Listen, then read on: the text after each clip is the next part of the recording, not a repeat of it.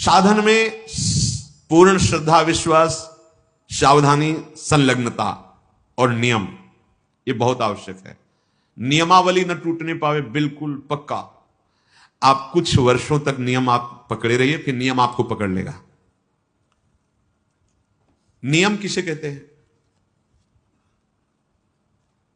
शौच, संतोष, तपः, स्वाध्यायेश्वर प्राणिधानानि नियमाः। शौच, संतोष, तप, स्वाध्याय, ईश्वर, प्रणिधान। आपका शरीर पवित्र रहना चाहिए, वस्त्र पवित्र रहने चाहिए, तब हृदय के पहले बाहर की पवित्रता को संभालो, फिर हृदय की पवित्रता की तरफ।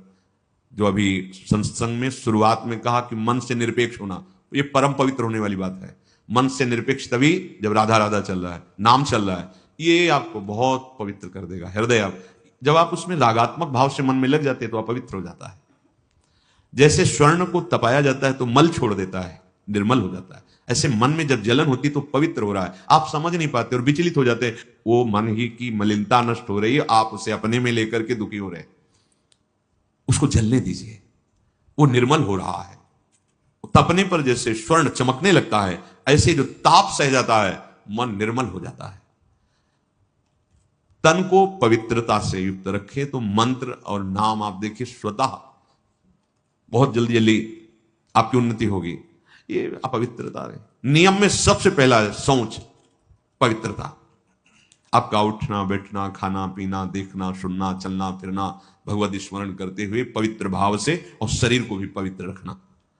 देखो जिनको ऐसा सौभाग्य नहीं मिला है, गृहस्थी में नाना प्रकार के कार्यों में रत हैं, तो अपवित्रो वा सर्वावस्थांगतो विवाह, जैसी भी स्थिति में हो तुम राधा राधा बोलो, पर आपको तो सौभाग्य मिला हुआ है कि आप हर समय असंग और पवित्र रह सकते। तो लाभ लीजिए और उस लाभ को जगत मंगल के लिए प्रभु के चरणों में अर्पित कीजिए। आपके लिए तो बहुत बढ़िया अवसर मिल गया है।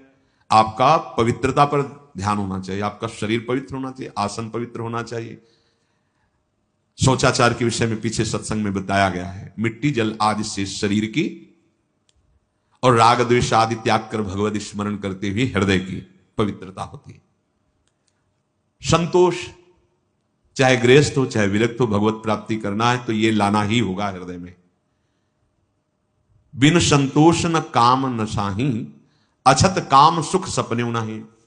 यदि संतोष नहीं है तो कामनाओं की बाढ़, जहां कामनाएं हैं। कोई कोई तो कहते कि मांस वगैरह खाते हैं, पर आपके आदेश से हम ब्रह्मचर्य का निर्वाह करना चाहते हैं, त्रिकाल में नहीं कर सकते।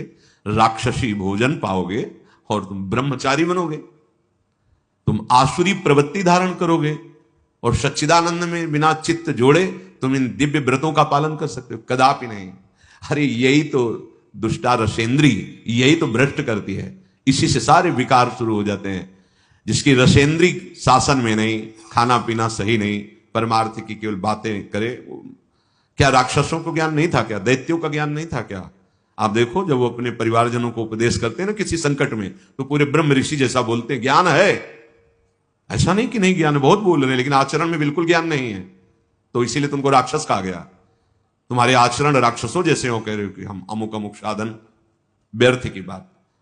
नियम से चलो। शौच, संतोष, भगवत कृपा से जैसी भी परिस्थिति तुम्हें दी गई है, जो भी धन भोजन परिवार जैसा भी, या विरक्त मार्ग जैसा, संतुष्ट रहो। जथा लाभ संतोष सदा काहू सु कछु न। बड़ा शांत मार्ग है, बड़ा गंभीर मार्ग है ये, बड़ा सहनशीलता की जरूरत है। और सही पूछो तो आपको कोई दुख है ही नहीं, आपको कुछ चाहिए ही नहीं। आपके अंदर दुख और चाह जो आई वो शरीर को लेकर, संसार को लेकर आई है। इसीलिए आपको संतोष, अगर संतोष रहो धारण करोगे तो आशाएं नष्ट हो जाएंगी। आशाएं नष्ट होंगी तो दुख का नामो निशान मिट जाएगा। आशा ही परमम दुखम नैराश्यम परमम सुखम। जैसी भी प्रभु ने परिस्थिति दी, जो भी आपके पास, वो भगवत कृपा से उसी में संतुष्ट रहना सीखो। तीसरा तपह, तपस्या। अब भगवत मार्ग में जो आपको नियमावली दी गई है उसके पालन में प्रमाद नहीं होना चाहिए। ये भगवत कृपा से जो भी सच्चे मार्ग का पथिक है उसमें देखने को मिलेगा। कैसी भी दुखद परिस्थिति हो, नियम इतना बड़ा बलवान होता है वो अपने आप उसे समय से, ये पक्का। आप पहले नियम पकड़ो, फिर नियम आपको पकड़ लेगा। भारी से भारी कठिन परिस्थिति में भी नियम में बड़ा बल है। वो अपने आप दिनचर्या को, जिसकी आसक्ति हो गई दिनचर्या में, वही उत्तम उपासक है। अगर 3 बजे से आपकी दिनचर्या है तो 2:45 बजे आप आके बैठ गए। 6 बजे जाना है तो 6 के बाद प्रणाम करके सबसे नाम जप करते थे। ऐसा नहीं कि हम फिर 4:30 बजे आ जाते हैं, 1 घंटा गए तो हम हैं। ये दिनचर्या नहीं, ये प्रमाद है। जिस समय जो आपकी दिनचर्या बन रही है, देखो आजीवन 2 बजे नींद त्यागने का गुरुदेव ने बचपन में अभ्यास बना दिया। समीप ही वो आप तखत पे शयन करते, समीप उठ देख देख उठ, 2 बज गए, माला ले बैठ जा। जी महाराज जी। वो आप बैठे ऐसे और नीचे, गुरु कृपा से आज तक कष्ट हो या कुछ भी हो, जो दिनचर्या है वो दिनचर्या है। वही दिनचर्या हमारा भगवान है, दिनचर्या ही हमारा स्वरूप है, दिनचर्या ही हमारी तपश्चर्या है। उसके लिए प्रमाद नहीं होता।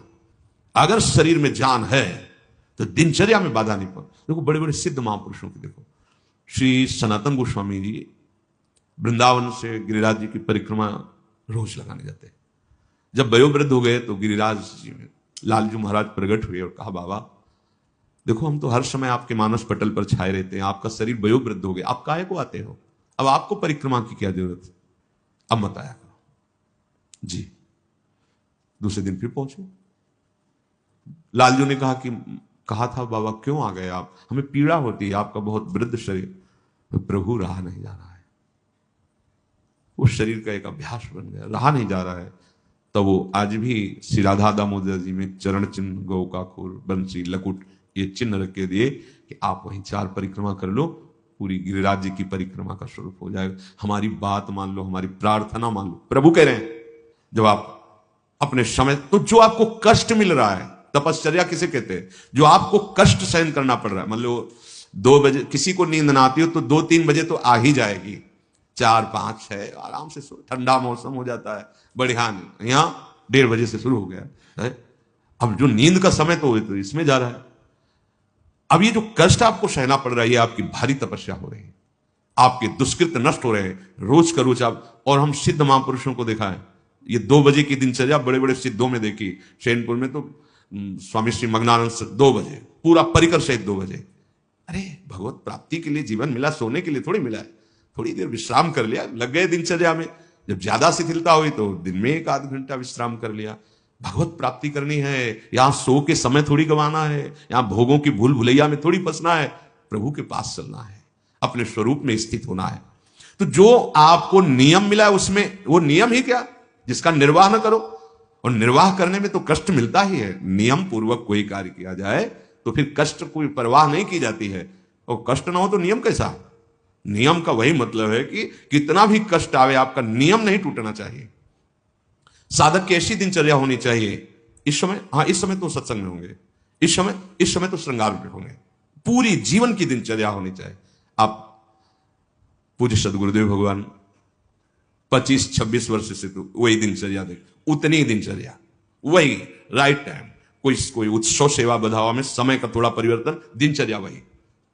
सहचरी भाव के रस का रसास्वादन कराने वाले महापुरुष, दिनचर्या वही। अगर हमारी दिनचर्या ठीक नहीं तो ब्रह्मचर्य ठीक नहीं है, दिनचर्या ठीक नहीं तो प्रमाद स्थिति है, दिनचर्या ठीक नहीं तो आपका भगवत प्राप्ति लक्ष्य नहीं बना है। नहीं तो दिनचर्या में आपका कोई भी गुंजाइश, दिनचर्या पर बिल्कुल। कृष्णाश्रम स्वामी जी बड़े बड़े महात्माओं को देखा है, बिल्कुल सुई की, घड़ी की सुई की नोक में दिनचर्या, 1 मिनट का अंतराय रहे, वो मन को अपने वश में कर लिए, इंद्रियों को वश में कर लिए। अपने नियम पालन में, धर्म पालन में, साधन मार्ग में जो कष्ट मिलता है, शीत उष्ण, मान अपमान, इन सबको सहना, यही तपस्या है। अब आप ब्रह्मचारी हैं, कभी कभी काम की वृत्ति आती है, वो आपको जलाती है, प्रेरित करती है, शांत, किसी से कहना नहीं, कहने से सत्ता दृढ़ होती है कि आज हम बहुत विकसित हैं, शांत, राधा राधा, कैसे हो? मुस्कुरा, हाँ बहुत कृपा है। नहीं कोई परेशान, कोई परेशानी नहीं, जोई जोई प्यारो करे सोई मोहि भाव, राधा राधा, सत्ता ही खत्म। स्वाध्याय आचार्य ग्रंथ का, महापुरुषों की वाणियों का, शास्त्रों का स्वाध्याय नियमित होना चाहिए। जैसे अपने यहां वाणी गायन सब नियमित स्वाध्याय होना चाहिए। और ईश्वर प्रणिधानानि, अपने आराध्य देव जो गुरुदेव ने बताया है, अपनापन तभी सिद्ध होता है जब गुरु प्रदत्त होता है। अपनी मान्यताएं बदलती रहती हैं, लेकिन गुरु प्रदत्त, जैसे अपने को गुरुदेव भगवान ने दिया कि हमारे आराध्य देव श्री श्यामाजू, और श्यामाजू का सुख श्री लालजू महाराज, लालजू के प्राण श्री लाडली जू, तो लाडली जू के महासुख वर्धन करने के लिए उनके प्राणनाथ श्री लालजू में अद्भुत प्रीति, अद्भुत प्रीति। तद्भावोत्सवता परम भवतु में तत्प्राणनाथ है। हमारी युगल उपासना ऐसी है, गोरे चरणारविंद की ठसक और युगल का उपासन। लालजू में अत्यंत प्रीति है, और कैसे है? मेरी प्यारी जू के प्राणनाथ है, प्यारी जू के परम सुख है। तद्भावोत्सवता परम भवतु में तत्प्राणनाथ। ऐसे श्री श्यामा श्याम की ठसक में हर समय रहना, उनके चिंतन में रहना, अहम उनके दासत्व में समर्पित हो जाना, अपना उनसे अलग कुछ भी न रह पावे, उसे ईश्वर प्रणिधान कहते हैं। शौच संतोष तपा स्वाध्याय ईश्वर प्रणिधानानि नियमाः। प्रिया प्रीतम से संबंधित सब कुछ है, कुछ भी ऐसा अलग नहीं होना चाहिए। अपने आप महात्मा हो गए, देख लो। कुछ भी ऐसा नहीं खाएंगे जो प्रियाजू को अर्पित न करें, कुछ भी ऐसा नहीं पिएंगे जो प्रियाजू को अर्पित, कुछ भी जीवन में ऐसा नहीं होगा जिससे प्रियाजू का समर्पण ना हो। अभी सत्य मार्ग के पथिक बन जाओगे। कई लोग तो ऐसा करते हैं कि भोग लगाने के लिए अलग बनाते हो, अपने लिए अलग बनाते हैं, तो आपकी फिर बुद्धि कैसे प्रभु में तन्मय कैसे होगी? तुम अपनी रसेंद्री को तृप्ति करने के लिए अगर भाव रखते हो तो उपासना क्या? ये थोड़ी कि प्रभु भूखे बैठे हैं उनको पवाद, अरे विश्वंभर सारे जगत का भरण पोषण करते हैं, वो आपका केवल भाव पाते हैं। बाहरी जो शरीर की पवित्रता रखता है उसका वैराग्य बढ़ता चला जाता है। ये जितना आप मलिन शरीर रखोगे उतना ही भोगासक्ति बढ़ेगी, शरीरासक्ति बढ़ेगी। बाहरी इस नियम, शौच रूपी नियम का पालन करने से शरीर पर राग रहित वृत्ति हो जाती है, वैराग्य हो जाती है, शरीर का रहस्य प्रकट हो जाता है। मैं नहीं हूं, पवित्र शरीर रखने से नहीं, टिकाऊ नहीं, इससे राग खत्म हो जाता है। और अंतर से पवित्रता रखने से मन प्रसन्न रहता है, बुद्धि एकाग्र रहती, इंद्रियां निर्विषय हो जाती हैं और उसे आत्मबोध प्राप्त करने की योग्यता आ जाती है। बहुत सुंदर बात है। और संतोष धारण करने से समस्त सुख सामग्रियां उसके अनुकूल हो जाती हैं। रात से देखो, कामना करने से भटकना पड़ेगा और संतोष धारण कर लो तो सारे सुख वैभव आपके समीप आ जाएंगे। संतोष की सिद्धि यही है। और जो अपने मार्ग में चलने वाले कष्ट को सहता रहता है, तब उससे अणिमा लघिमा महिमा दूरदर्शन दूर श्रवण की सिद्धियां अपने आप प्राप्त हो जाती है। ये कोई इस बात में नरेक में इतना कष्ट सह रहा हूं, इसका मतलब क्या? वो बड़ा सुखी हो रहा है। ये हम अंदर की बात बता रहे हैं, बहुत ध्यान से समझना। अगर आप कुछ मिनट भजन कर लिए, कुछ मिनट पाठ कर लिए, ठाकुर सेवा कर लिए, कोई परेशानी आपको नहीं। और अगर आपने सोच लिया है कि निर्विषय होकर भगवत प्रेम में डूबेंगे या मोक्ष पद प्राप्त करेंगे, अब होश में रहना। भगवत प्राप्ति के लिए अभी सब ये दुश्मन बिल्कुल तैनात हो जाए। अच्छा निकलना चाहता है, अब एक एक आपके, अब सहनशील आशय उदार धीरज सहित विवेकी, अब युद्ध प्रारंभ होने जा रहा है। उनके लिए युद्ध थोड़ी होता है। तुजार माला की आरती पूजा, खाए पिए मौज मस्ती, फिल्म देख रहे हैं, सब बैलेंस बन के चल रहा है। मन काय को मन जान रहा है, तुम्हारे अंदर चाह ही नहीं पैदा हो सकती भगवत प्राप्ति की। भोगेश्वर प्रसक्ता नाम, जहां भोग में आ सकती है, चित्त का अपहरण है भोगों में, दो चार माला बढ़िया है, प्रायः ऐसा ही भजन अच्छा लगता है। लेकिन निर्विषय होकर कष्ट सहते हुए नियमावली का पालन करते हुए भजन, ये उसको कह रहे, ये भागवतिक सिद्धियां हैं। अणिमा लघिमा महिमा गरिमा दूरदर्शन दूर श्रवणेन्द्री, ये सब सिद्धियां उसका वर्ण कर लेती हैं। जो ये अपने मार्ग में अपनी दिनचर्या में बिल्कुल फर्क नहीं डालता और सहन करता हुआ किसी से कुछ नहीं कहता, आगे बढ़ता रहता है। भगवान बड़े कृपालु हैं। अगर आप इन बातों को मान लेंगे तो कृपा करके आपकी ये जलन शांत कर देंगे। समय का इंतजार करो, बहुत आनंद देंगे। आप रो रो के कहोगे कि आप जैसा कृपालु कोई है नहीं। जो नित्य स्वाध्याय करता है तो इष्ट दर्शन की योग्यता उसके अंदर आ जाती है। 84 हरिवंश कृत पढ़े सुने निशिभोर, छुट्टी 84 भ्रमंते निरखय जुगल किशोर। नियम पूर्वक और जो ईश्वर प्रणिधान है वो आगे चलकर समाधि स्थिति प्रदान कर देता है। ईश्वर प्रणिधान कोई भी वस्तु, व्यक्ति, स्थान, कोई भी वृत्ति प्रभु से अलग नहीं है, सब प्रभु में समर्पित, दृढ़ निष्ठा अपने आराध्य देव की, तो चलते फिरते समाधि लगने लगती है। भाव में एकदम तन्मय है, शरीर से क्रियाएं हो रही या निष्क्रिय, उससे कोई मतलब नहीं। स्वामी जी महाराज इसी समाधि के लिए कह रहे हैं, आओ समाधि भीतर, चित्त न डुलाए तो, अगर इतु चित्त डुलाए तो अगला जन्म हो जाएगा। आओ श्यामा श्याम के चरणारविंद के चिंतन में, उनकी लीला गायन में, उनकी लीला चिंतन में, ऐसा जहां सौंदर्य रूप, ऐसा जहां प्रेम रस बरस रहा है, वो कुंज निकुंज झलकने लगेगा, भारी समाधि स्थिति है। उपासक को चाहिए, जिसका शरीर रोगी है, वयोवृद्ध है, उनके लिए बात नहीं कह रहे, यदि आप जवान हैं, आपका शरीर स्वस्थ है, तो आसन पर बैठना सीखे, बहुत जरूरी है इंद्रिय संयम के लिए, मनोनिग्रह के लिए, और शरीर की जो वायु है उसको पचाने के लिए। अब नौजवान हैं, कोई रोग नहीं है, कुर्सी में बैठे भाई कैसे बनेगा? आपकी वृद्धावस्था है, आपकी टांगें दर्द कर रही, घुटने दर्द कर रहे हैं, कमर दर्द कर रहे हैं, गृहस्थी से आए हो, बैठो। आप बाल ब्रह्मचारी हैं, भगवत मार्ग के पथिक हैं, या आप गृहस्थ से संयम पूर्वक रहकर आए, तो कुर्सी सुख आसन पर बैठने की चेष्टा ना करें। एक आसन पर बैठे, एक आसन सुखासन से लगा लिया, शांत बैठे, उससे आपके शरीर में जो पीड़ा होगी वो वायु पचेगी। जैसे जैसे वायु पचेगी शरीर हल्का होता चला जाएगा, शरीर राग हल्का होता चला जाएगा, विस्मरण होने लगेगा शरीर का। शांत, जहां हाथ रख दिए, गंभीरता, शांति, स्थिर भाव तक कम से कम 48 मिनट, 48 मिनट एक स्थिति में बैठे। अरे सर, कई कई घंटे का पद्मासन या सिद्धासन, 30 मिनट के बाद कष्ट शुरू हुआ, हर नस नाड़ी पीड़ा को, मैं शरीर नहीं हूं, ये भ्रम है, ये कष्ट नहीं, ये भ्रम है। थोड़ी देर बाद शून्य, शून्य के बाद शांत, अब बैठे रहो आराम से। पर वो समय क्रॉस करना जो बहुत कष्टप्रद, यही तो है सब इंद्रियों को अधीन कर लेना। शांत, हर नस नाड़ी शुद्ध वायु, जो वायु दोष पैदा करने वाली, वो भस्म हो जाती है उससे। कब आपकी वृत्ति संभलेगी? यही तो समय। अगर आप सत्संग में बैठे हो, लगाया आसन और बैठ गए शांत, या तो वक्ता की तरफ दृष्टि या नासाग्र दृष्टि। ये इस समय जो अपना सत्संग होता है, आंख मूंद के सुनने वाला नहीं है। आंख मूंद के तो फिर नींद आ सकती है, आलस्य आ सकती है। या तो नासाग्र दृष्टि और या तो वक्ता की तरफ एकाग्र दृष्टि।